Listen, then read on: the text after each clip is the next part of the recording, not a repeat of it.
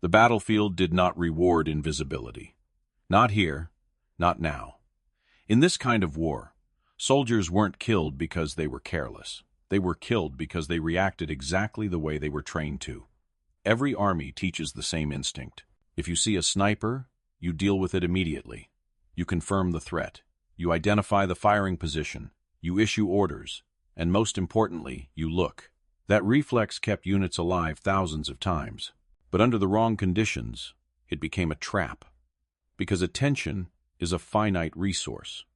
When it locks onto something obvious, it stops searching elsewhere. On this battlefield, visibility wasn't dangerous by itself. Certainty was. The moment an officer believed he had identified the threat, his behavior changed.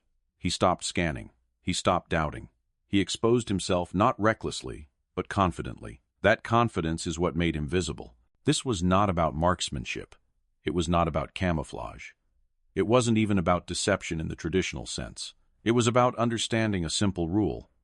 People don't die because they fail to see danger. They die because they believe they already have.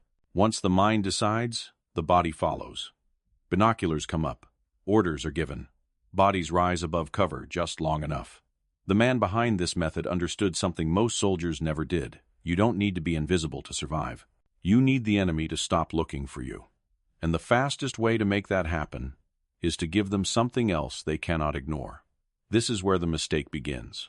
Because the moment the enemy's eyes commit to the wrong target, the real battlefield is already lost, and they don't know it yet. The idea didn't come from a training manual. It didn't come from a classroom, or a doctrine board, or a weapons lab. It came from repetition, from watching the same behavior fail and succeed thousands of times. Long before the battlefield, the lesson had already been learned somewhere quieter, a place where survival didn't depend on firepower, but on prediction. In that world, targets weren't stupid. They were cautious. They learned, and they remembered. If you approached directly, they vanished. If you rushed, they scattered. If you repeated the same tactic twice, it stopped working the third time. So success depended on one thing: convincing the target that nothing was wrong. Not by hiding, by normalizing. When the target believed the environment was safe, it exposed itself voluntarily. That was the moment when outcomes were decided long before any trigger was pulled. This way of thinking rewired how danger was understood. Threats weren't defeated by force. They were defeated by expectation. If you could shape what the enemy expected to see, you could shape how they moved, where they paused, where they focused, and where they stopped paying attention. That mindset followed its owner into uniform, into a system that valued concealment, discipline, and procedure. A system that taught soldiers to blend in, stay low, and never be seen.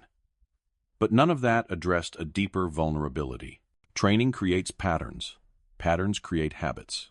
And habits create blind spots. Most soldiers were trained to avoid being seen. Very few were trained to weaponize being seen. The idea sounded backwards, even dangerous. Why would anyone make themselves visible on purpose? Why offer the enemy a clear target? Because clarity creates fixation. When something looks like a mistake, observers don't ignore it. They study it. They analyze it. They step closer to understand why it's there. That instinct isn't weakness. It's professionalism. And that is what made it exploitable. This wasn't brilliance in the cinematic sense. It was applied understanding. An understanding that if you present the enemy with a problem that feels familiar, they will respond with familiar behavior. And once behavior becomes predictable, it becomes controllable. The battlefield hadn't changed. The weapons hadn't changed. The enemy hadn't changed. Only the question had. Not, how do I stay hidden? But, what can I make them believe? The answer to that question would soon turn a simple idea into something officers couldn't ignore and couldn't survive. The test didn't begin with confidence. It began with hesitation. Because on a real battlefield, theory gets people killed. This wasn't a controlled experiment. There were no retries, no margin for error. The terrain offered little forgiveness. Dense vegetation, broken sight lines, positions that punished exposure instantly. Anyone who showed themselves for too long didn't get a second chance. That was the problem. And also the opportunity. Enemy units were dug in. They weren't charging. They were watching. And when soldiers watch, they look for patterns. They scanned tree lines. They counted silhouettes. They searched for the shape they'd been trained to fear. A rifle barrel, a helmet, a figure holding still in the wrong place. That expectation narrowed their vision. The first deployment was intentionally imperfect, not hidden well, not positioned smartly. It looked like a mistake, something an inexperienced sniper would do, a position that invited attention instead of avoiding it. That was the point. When the figure appeared at the edge of cover, it didn't trigger immediate fire. It triggered evaluation. Observers didn't shoot right away. They watched. Binoculars came up. Heads leaned forward. Orders were delayed just long enough. That pause mattered, because while attention locked on to the visible threat, nothing else was being searched for. The battlefield didn't go silent. It went narrow. Every decision the enemy made now revolved around a single assumption. There is the sniper. Once that belief settled in, behavior followed automatically. Men repositioned to deal with the obvious danger. Leaders stepped out to confirm what they thought they understood. And that was the opening. The shot that followed didn't feel dramatic. There was no rush, no scramble, just a sudden absence where a decision-maker had been standing. Confusion came next. Not panic confusion. Fire was directed toward the visible position. Rounds tore into the place everyone was watching, but nothing answered back. By the time the realization began to form, the shooter was already gone. Not fleeing. Repositioning. The visible threat had done its job. What mattered wasn't that it fooled everyone. It only had to fool the right people for a few seconds. And it did. That single exchange proved something dangerous. Not to the enemy, but to the man observing the result. The idea worked. Not because the enemy was careless, but because they were disciplined. They responded exactly as training dictated, exactly as logic suggested, and that predictability could be used again. Once is luck, twice is coincidence. But repetition turns an idea into a weapon. And now the question wasn't if this could be done again. It was how far it could go before the enemy realized the battlefield they were reacting to wasn't the real one at all. Once the pattern was confirmed, it stopped being an experiment. It became a routine. Once the pattern was confirmed, it stopped being an experiment. It became a routine, but not a predictable one, because repetition without variation is how tricks die. Each time the visible target appeared, it changed just enough. A different angle, a slightly higher position, a detail added where it didn't belong, not to improve realism, but to reinforce expectation. The figure didn't need to look perfect. It needed to look believable. Believable meant flawed. An exposed shoulder, a rifle held at the wrong height, a posture that suggested inexperience rather than precision.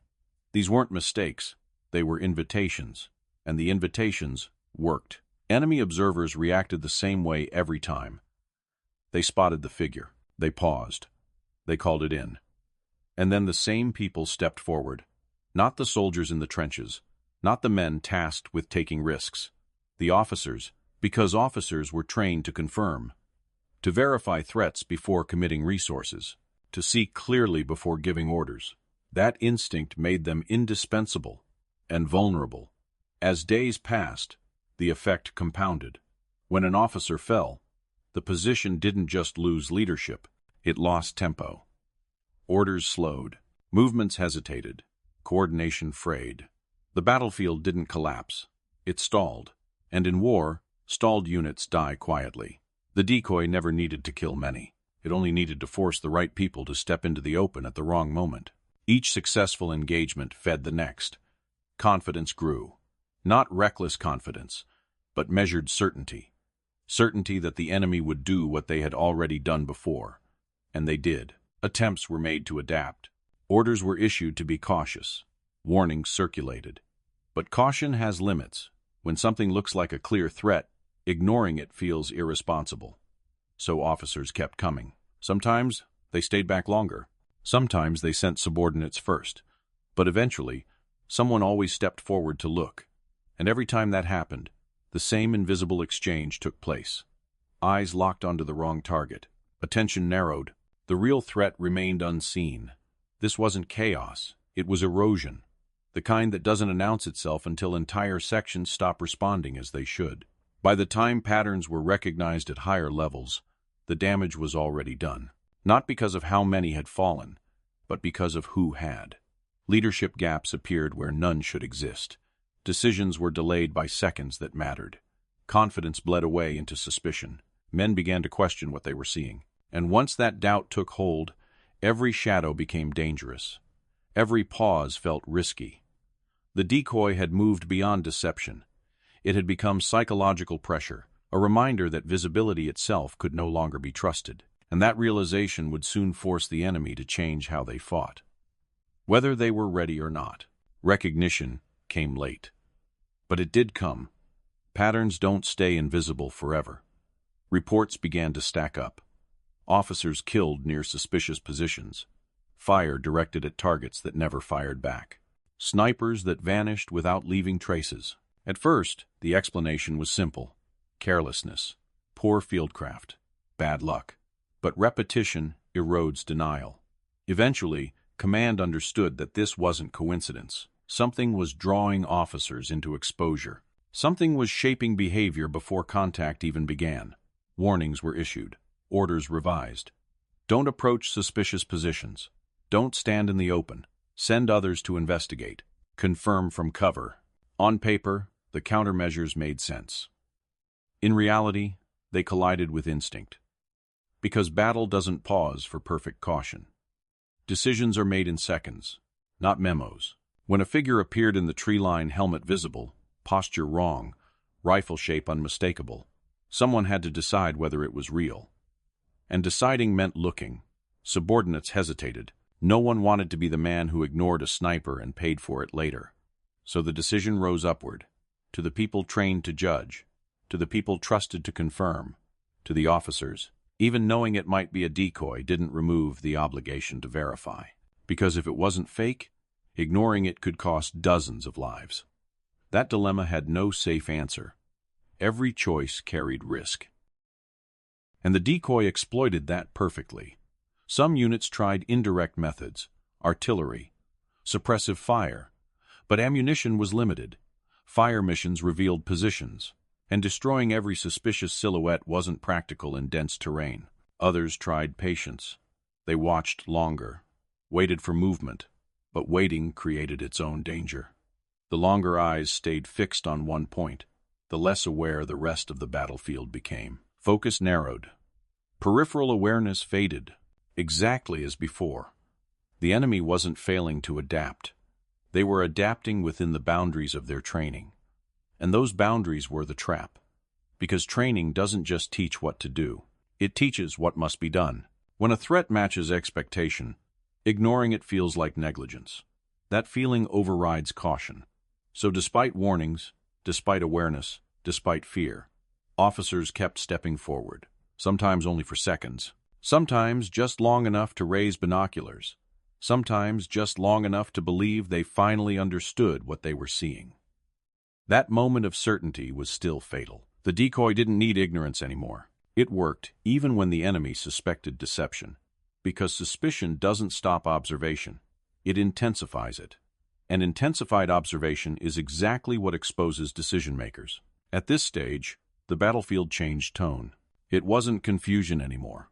It was anxiety. Every visible shape became a question. Every question demanded attention. And attention was the currency being drained. The enemy wasn't being beaten by superior firepower. They were being exhausted by doubt, forced to choose between acting and hesitating, between exposure and inaction. Both carried cost. And as that cost accumulated, the outcome became inevitable. Not because the decoy was perfect, but because the enemy had no way to look at the battlefield without being manipulated by it. By the time the technique reached its limit, the damage had already spread beyond the kill count. This was no longer about individuals falling. It was about a system losing confidence in its own perception. Command structures don't collapse all at once. They erode. Orders become cautious. Movements slow. Initiative disappears. Leaders hesitate, not because they are afraid, but because every visible choice now feels manipulated. When officers stopped trusting what they saw, they stopped acting decisively. And war punishes hesitation more reliably than ignorance. The decoy never needed to remain perfect. It only needed to remain possible. As long as the enemy believed that any obvious threat might be bait, every response carried uncertainty. That uncertainty spread downward. Soldiers waited longer for orders. Units delayed movement. Opportunities closed before decisions were made. The battlefield became reactive instead of proactive. At that point, the technique no longer belonged to one man. It had altered behavior across an entire sector. The enemy adjusted, adapted, issued warnings, and still couldn't fully escape the trap, because the trap wasn't visual. It was cognitive. It exploited something no army can remove without breaking itself: the need for leaders to see, judge, and decide. In the end, the numbers mattered less than the effect. A handful of visible decoys forced an entire force to fight a battlefield it could no longer read clearly. That is the real outcome. Not a scarecrow, not a rifle, not even the sniper behind it. But the realization that sometimes the most dangerous weapon isn't what kills you, it's what convinces you that you understand what's happening when you don't. War is often described as a contest of strength, but moments like this reveal a quieter truth. It is also a contest of perception. Who controls attention? Who dictates where eyes go? And who decides what looks obvious? Because once attention is controlled, behavior follows. And once behavior becomes predictable, outcomes stop being random. This story endures not because of ingenuity alone, but because it exposes a vulnerability that still exists in every modern battlefield. Technology changes, weapons improve, sensors multiply, but the human mind still works the same way. It looks for patterns, it seeks certainty, and when it finds something that feels familiar, it stops questioning. That moment, the moment certainty replaces doubt, is where danger lives. The battlefield didn't change, the soldiers didn't change. Only one assumption did, and that assumption cost lives.